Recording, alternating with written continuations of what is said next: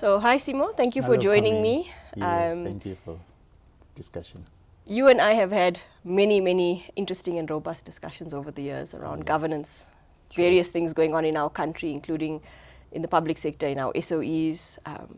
And I'm wondering, with this 2024 being an election year, what you think is going to be top of mind for directors, or should be top of mind for directors? Yes, look, in our country, one very important issue is service delivery. So we're going to see a lot of things that relate to service delivery popping up, particularly leading up to the elections. Unfortunately, we are no better a situation. In fact, we possibly see a lot more things that are impacting on the lives of people, of course, with the energy situation. The economy is struggling in as far as logistics and transport is concerned. So we expect all of that. But it seems to me that the water sector is also going to feature very prominently in terms of provision of water. Just the past 2 days, we've been seeing a conference on the blue drop, green drop, no drop reports that were released towards the end of last year, and not painting a very good picture in that 50% of our municipalities are not able to provide clean drinkable water to our citizens. So we expect those issues to really come to the fore leading up to the elections, which is going to put boardrooms in a very difficult situation because it erodes trust and confidence of our people. And of course, our old problems like the post office are still with us. It doesn't seem to have improved. So all of that. I also see a number of issues around SASA, grant payments. So yeah, we're in for a tough time. So I think, I mean, us ordinary citizens out and about and also in the boardrooms, business people are all feeling it, right? Yes, These sorts of service delivery infrastructure issues affects both individuals and corporations. But what do you think then people should be bearing in mind as we go into this election here? Look, I think very important, particularly from the boardrooms, we need to improve our effectiveness of our oversight in as far as implementation. You know, we always, when we address these issues, talk a lot about our plans, talk a lot about the ideas we have, but we really need to start focusing on the results. Are we implementing and achieving results? I mean, just a year ago, we had very difficult situations like cholera in Hammanskraal. What have we done since then? What results have we achieved? How have we improved the lives of our people? Unfortunately, we also in a situation in some parts of our country with a lot of disasters, natural disasters, that's also creating difficulties for the lives of our citizens. The floods in KwaZulu-Natal and the Eastern Cape, the situation with the beaches and us having to close that down, sanitation problems. So we need to really now change our focus and focus on the delivery of results. And that can only happen if we implement. And I really think that is going to be the focus for the boardrooms here. Do you think we have the right people in place? Because I often wonder, you know, in a well-running business, in my mind, you have a budget and you have targets, and you, at the end of the day, have to show what you delivered with that budget and how you met the plan that was set out for you. And I sometimes wonder if there's enough accountability in our system for the budgets that these various departments and entities have. You know, it's very clear that accountability is lacking in our system.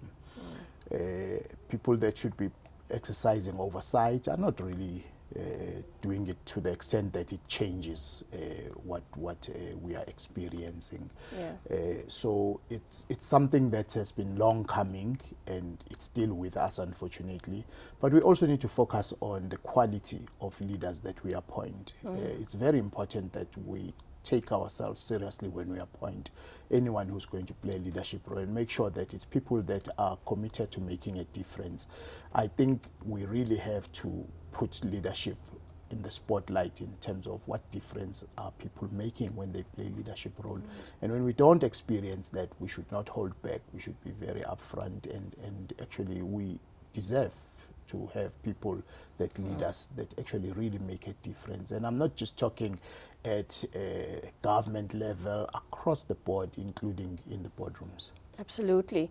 I mean, you mentioned appointments, and we've discussed over the years some of the flaws in the nominations process for directors. So, you know, what is your opinion on how it's happening currently and how it should be happening?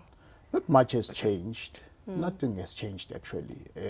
When you look at some of the evaluations of the boards that we carry through the Institute of Directors, there's still institutions where even the directors themselves don't know what was the process followed to actually get them onto those boards.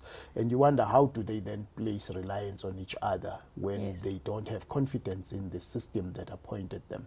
In some cases, only the nominations take place and then it goes into a dark hole, and then out comes the names of people that are appointed. You don't even know if they were all nominated, if they were all vetted, if they were all assessed to be competent directors. So yeah, there's still a lot of work that needs to be done. I mean, even in the Zondo Commission, Justice Zondo made that finding that we really need to tighten up in terms of the appointment processes.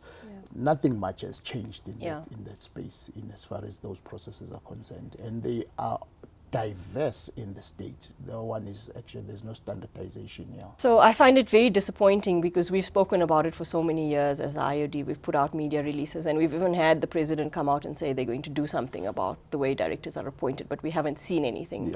You'll recall we worked on that guide with DP, one of the departments, Public Services and Administration, on the appointment of board members to SOEs, and we were quite excited about it, thinking, okay, this is going to make a difference. But unfortunately it didn't pass through cabinet for whatever reason. Hot off the press now is this issue of qualifications of directors, vetting of directors. Why do you think it's so important that proper due diligences are done before directors are appointed?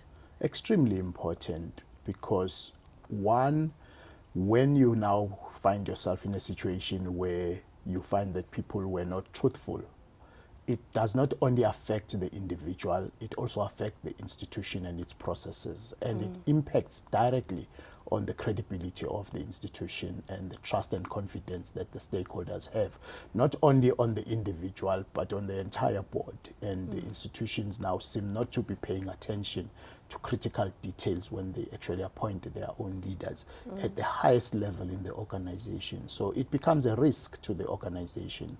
And even when nothing has gone wrong, you find that the stakeholders lose trust and confidence in the board, in the organization, and therefore it creates a situation where the organizations are put under spotlight unfairly because of someone who went out and did something that shouldn't have happened. And in some of the cases, Parmi, when you look at it, you wonder, why did this person have to lie? I mean, if, for instance, I hold a master's degree, I don't think for me to be in a board, I need to now fake a PhD. It does not add any value for you to do that. All you are doing is attracting unnecessary risk to yourself and to the institution and the other board members, yes. Okay, with that, thank you so much, Simo. Lovely chatting to you, and we'll see what 2024 brings. Thank you very much. We're hopeful, but yeah, lots of work ahead of us. Thank you.